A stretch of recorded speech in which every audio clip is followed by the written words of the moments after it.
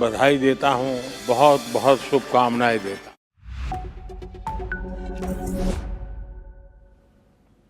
Hello and welcome. I'm Asuma Katauka and you are watching NewsX World. Let's take a look at some of the top stories.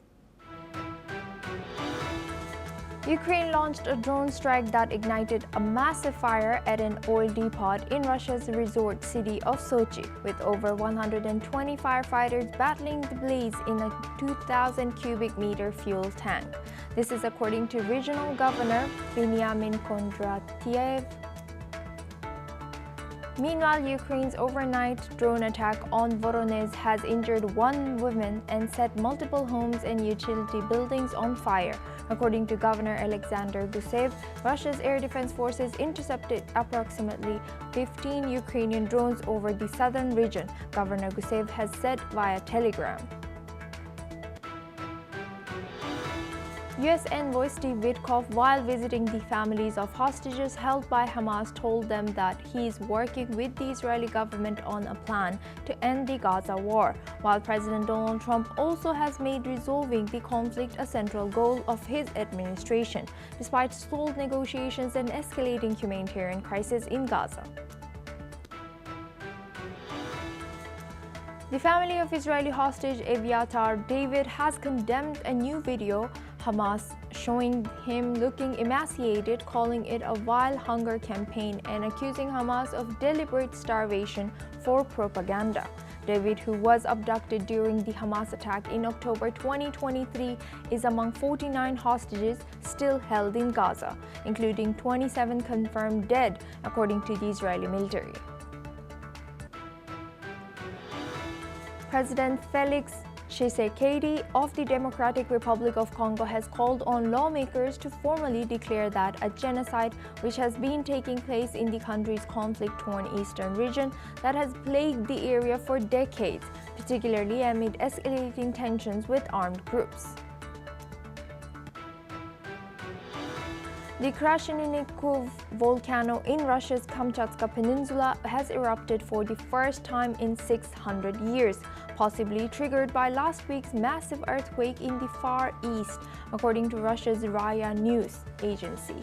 The volcano has sent an ash plume 6,000 meters into the sky, and the event followed the eruption of Klyuchevskoye, Kamchatka's most active volcano.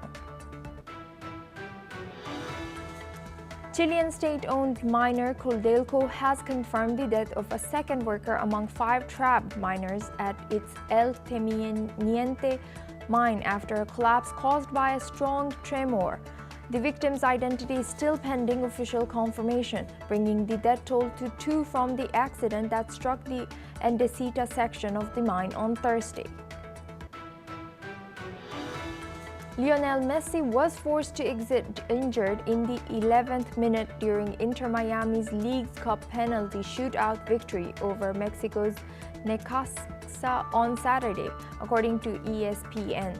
The early departure of the Argentine star raises concerns over Inter Miami as they advance despite his absence.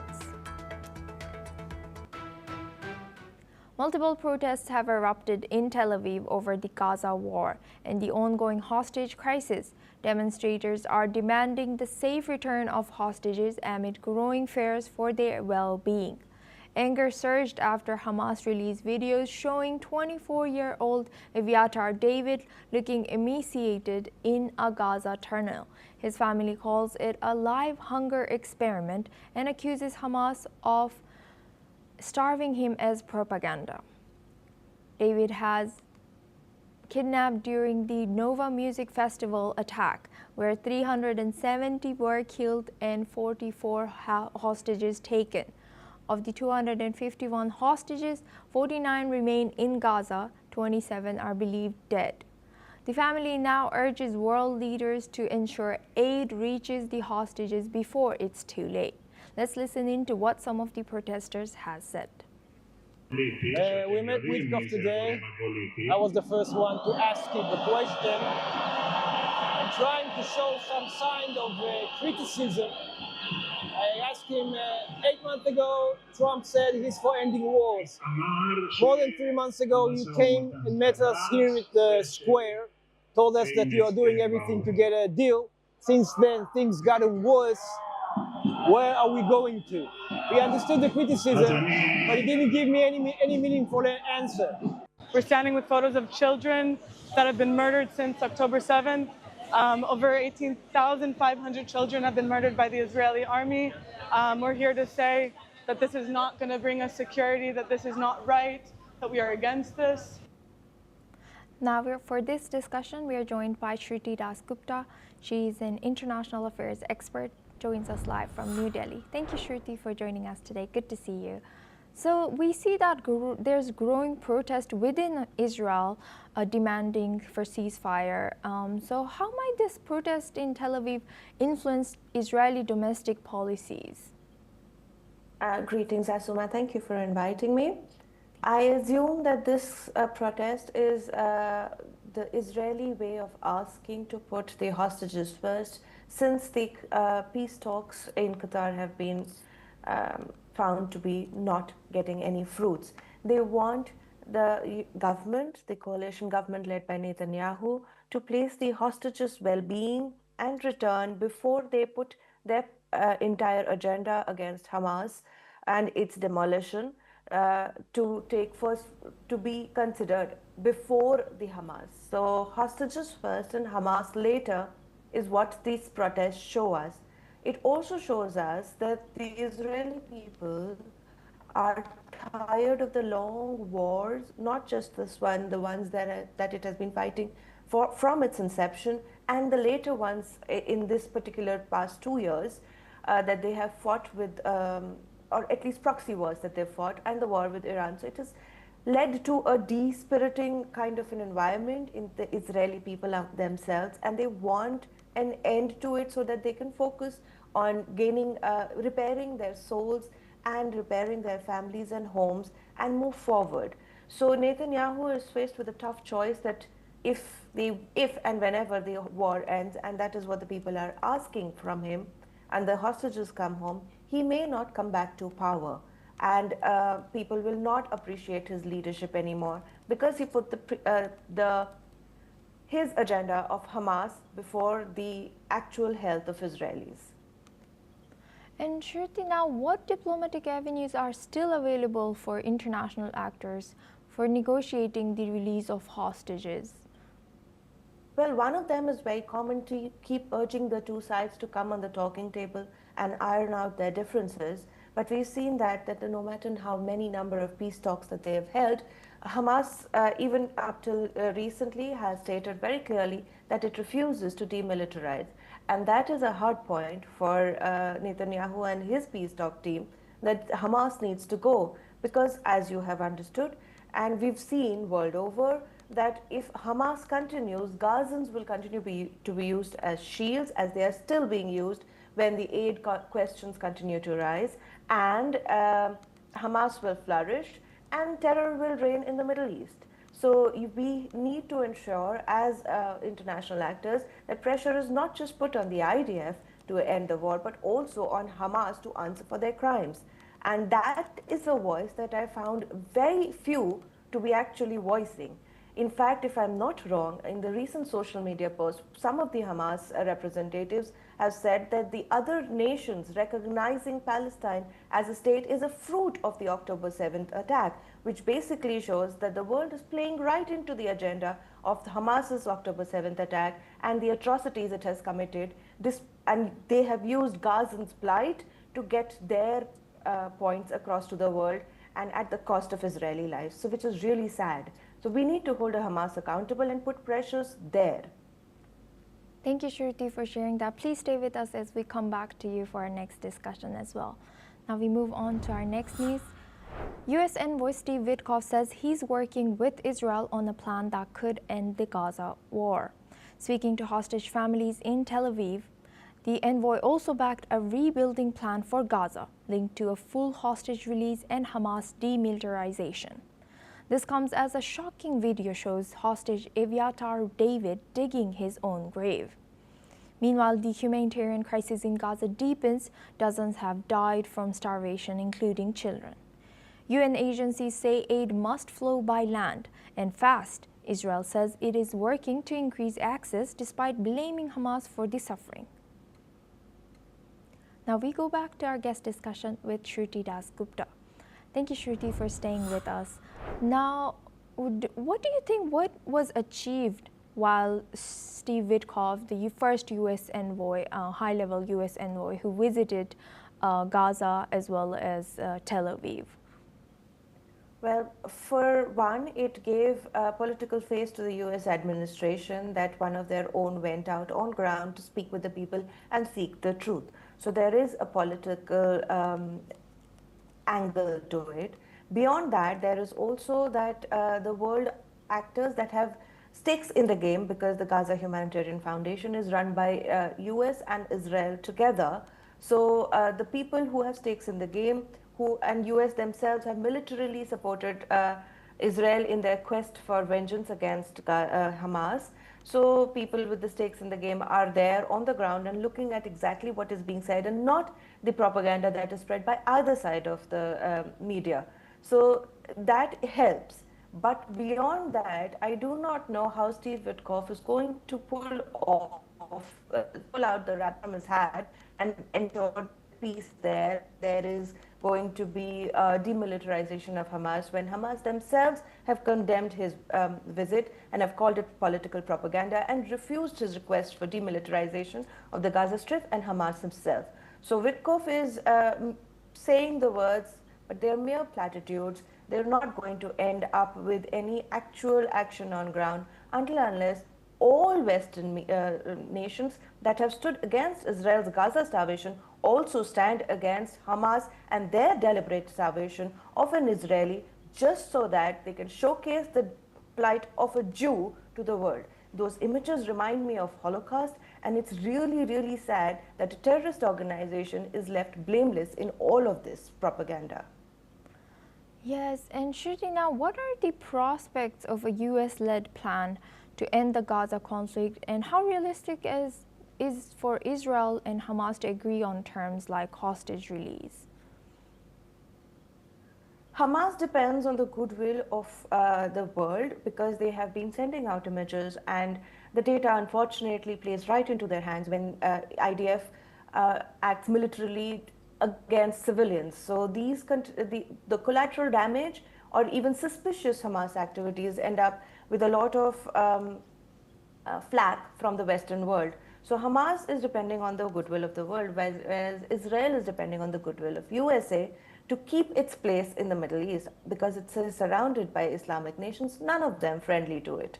So I understand that US plays an important role in both, because US holds the power to sway the Western nations, as we've seen with the recent tariff wars, etc.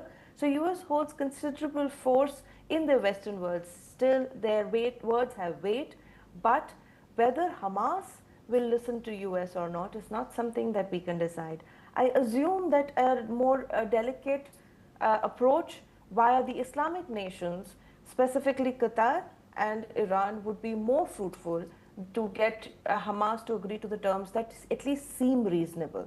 The decision to demilitarize Hamas is completely logical, but unfortunately it is not something that I can see US being able to achieve as of now. Thank you, Shruti, for sharing that insight. Please stay with us as we come back to you for our next discussion as well. Now, Palestinian terror group Hamas has rejected reports that it expressed willingness to disarm during ceasefire talks with Israel, stating that it considers armed resistance a national right as long as the conflict over Palestinian territory continues. The statement came in response to comments reportedly made by U.S. Middle East Envoy Steve Witkoff during a meeting with families of Israeli captives held in Gaza. Witkoff was quoted as saying that Hamas had indicated it was prepared to be demilitarized. However, Hamas issued a statement denying such intentions, reiterating that disarmament is not on the table unless a Palestinian state is established with Jerusalem as its capital. Now we go back to our guest discussion with Shruti Dasgupta. She's an international affairs expert. Thank you, Shruti, for staying with us. Now, what's your reaction towards this news that they have rejected demilitarization, while U.S. envoy was noted saying that they are ready to demilitarize. Well, this follows the normal pattern, Asuma, of what US says and what is actually on ground are completely different. This has been happening pretty often during the recent Trump regime, no matter which land and which war or skirmish they're talking of. The US version of the truth often has a pinch of deliberate miscommunication to appease their political goals. And their public support. So I believe this is a classic example where Witkoff says that they were willing and we will get them on the table to be willing, but the Hamas has publicly denied that we are never going to give up our arms. And that is not strange to me because Hamas is a terrorist organization that runs on the jihadi propaganda where armed resilience is justified through religion. So I don't understand why people find it surprising that Hamas is unwilling to give up their arms. And while they're unwilling to give up their arms, a lot of videos coming from Palestinian preachers, clerics of the Islamic have said that it is their right to forcefully convert or neutralize anybody that does not allow them, that does not follow Islamic version of faith. So this is something that Hamas truly holds dear to, and this is part of their propaganda. While they try and tell you that they are rebelling against a occupying colonizer force, their true agenda is being preached by the pulpits, by the clerics in the Middle East, stating very clearly that anybody who is not an Islamic follower is an infidel and free to be used in armed resistance as target practice. So it's not something that we should be surprised at.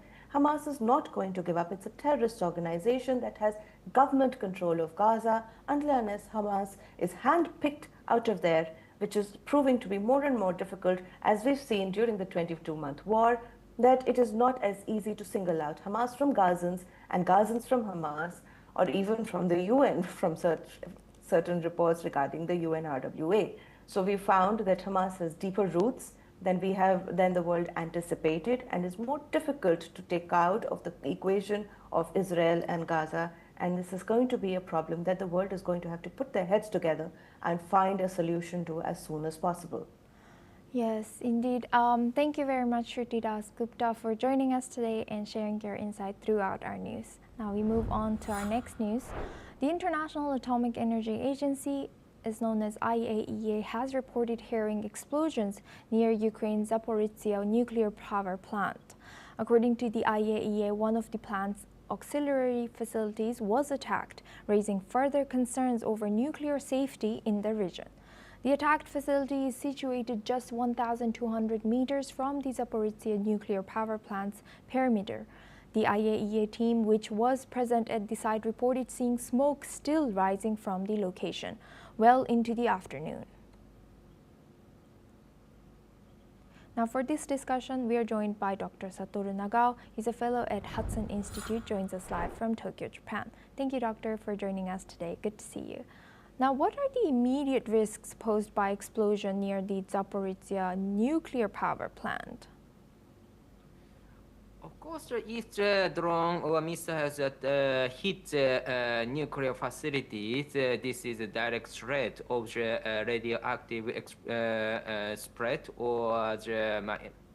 So that's why attacking the nuclear facility is serious. But at the same time, a small number of the attack against the nuclear plant or the area around the nuclear plant is meaningful politically. Recent Russia's attack against Ukraine is creating anxiety in the people in Ukraine. That is the purpose. For example, the civilian facility is attacked because this kind of the incident creates a bad mood in Ukraine. So Russia want to making the pressure to the Ukrainian people and indirectly the pressure to the Ukrainian government That is the purpose, it looks like. So that's why the nuclear plant is also meaningful to create something, the bad mood in Ukraine. This is illegal, the international law, but at the same time, the view from the political aspect of the military tactics, this could happen is a reality in the recent years in the Ukraine. And Dr. Satoru, now building on that answer, how might continued military activity near nuclear sites influence international perceptions of Russia's actions against Ukraine? And what diplomatic steps should be taken to address these concerns? These are the very serious concerns. Firstly, Russia should understand that if the radioactive spread has happened, it will affect not only Ukraine but also to Russia. What happened in the explosion at Chernobyl in during the Cold War, that was not a military attack. That was not a military attack, but at the same time, this was a big explosion and affected many people in the region. Firstly, the people in Belarus or Russia also, and view from the wind direction, of course, that has happened in Ukraine, but people affected by this incident, Chernobyl incident, is mainly Belarus or Russia, these people. So that's why if the nuclear facility was attacked and a big explosion has happened, big incident happened, this will affect not only the Ukraine but also Russia. So Russia should understand this is a suicidal damage. And at the same time, this is a violation of the international law. Attacking the nuclear facility is very dangerous, and this is a nuclear-related threat. So that is also an incident Russia should understand themselves. So international pressure to send a message to Russia that this is very bad, that is needed. But at the same time, the view from what happened recently, this kind of the pressure, international pressure, hasn't been effective to limit Russia's activity enough. So sometimes Russia want to exploit this situation, attacking the area around the nuclear plant or nuclear plant itself is a method as a military tactic. So that is a very bad attitude. But at the same time, Russia should understand, should accept reality, but indeed this hasn't enough level. That is a reality recently. Yes, indeed. Thank you very much, Dr. Satoru, for sharing that insight. Please stay with us as we come back to you for our next discussion as well. Now we move on. President Felix Tshisekedi of the Democratic Republic of Congo has urged lawmakers to declare that genocide has taken place in the country's conflict-torn east, a region plagued by decades of armed violence. His call came amid talks between the DRC and neighboring Rwanda, after both countries in June signed a peace deal, following a fresh surge of unrest early this year when the M23 armed group backed by Rwandan troops captured key eastern cities. Tshisekedi said the killings of thousands in the region met the criteria set out in the 1948 Convention Against Genocide and pledged to campaign in international forums for it to be applied to eastern DRC. The resource-rich eastern DRC has been battling non-state armed groups for decades, who still hold sway in much of eastern DRC. Now we go back to our guest discussion with Dr. Satoru Nagao. He's a fellow at Hudson Institute. Thank you, Doctor, for staying with us. Now, what are the implications of this President Tshisekedi's call for the international community to recognize this genocide in eastern DRC? Ceasefire agreement has signed between Tshisekedi, the government of the Congo, and Rwanda in June, and M23 in July. So under such kind of situation, war is direction of this situation is ending the war. But at the same time, in this case, Congolese government want to want to raise their image by blaming the M23 because Congolese government still hate M23 and supported by Rwanda, they believe. So that's why they want to indicate the bad. They want to spread the information related with bad image of the M23, which is M23 committed genocide in the Congo, and especially eastern region, but not only eastern region, they believe. But anyway, this information, they want to exploit it. But at the same time, the reality is there are many incidents, genocide-related incidents in Congo, and which side committed such war crime is a little bit unclear. So there is a possibility that both sides commit, or there is a possibility Congolese government also committed. So that's why if the Congolese government emphasizes M23 was committing the genocide, they are the bad group, terrorists, something like that, if the Congolese government overemphasizes this, there's a possibility this is also their crime, Congolese government side's crime. So that's why, indeed, this is a little bit of political stance to emphasize genocide from the Congolese government, but reality is more complicated, I think. Right. And now, looking at a broader picture, Dr. Satoru, how can the international community support the DRC in addressing these ongoing violence? And what role should regional powers like Rwanda play in finding a sustainable solution to these crises? In this case, indeed, the U.S. role has big, because while Rwanda agreed to ceasefire with the Congolese government, is because President Trump tried to improve. President Trump is trying to intervene in the many ceasefire agreements in the world. This is their way, so that's why this is the area the President Trump make pressure to the Rwanda and agree with the Congolese. Then after that, Congolese government agree with M23 is also indirectly came from the United States pressure. So that's why the U.S. shows strong influence in decision. But at the same time, in the government level, U.S. can make the pressure. But reality in the war, place of war, a little bit too far from the United States. So how to calm down the real combat is a little bit complicated matter.